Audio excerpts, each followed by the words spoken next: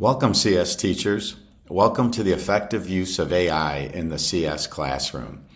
My name is David Kleinhans, and I'm a professional development specialist here at CodeHS. Prior to working at CodeHS, I was a high school computer science and physics teacher for 15 years, and prior to that, worked in IT, consulting, and software engineering. I'm excited to share our course goals today. And number one is to learn how AI works and what large language models are. And the second, what has CodeHS done to embed AI into their platform to help teachers with AI hints and AI grading? We're going to look at that. Number three, how do we enhance your teacher tool set so that every day in class you're comfortable using AI to help your students along on their computer science journey?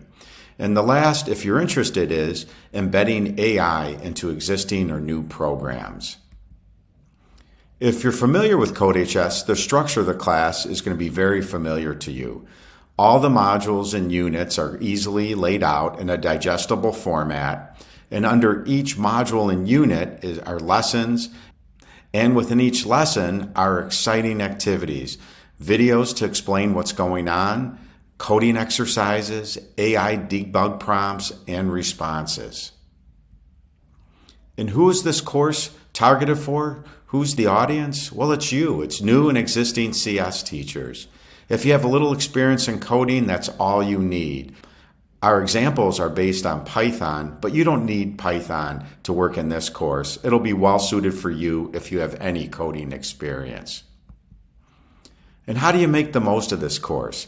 Well, it's like what we tell our students. You need to lay out a schedule, do all the assignments and reflections, make a plan, and get it done.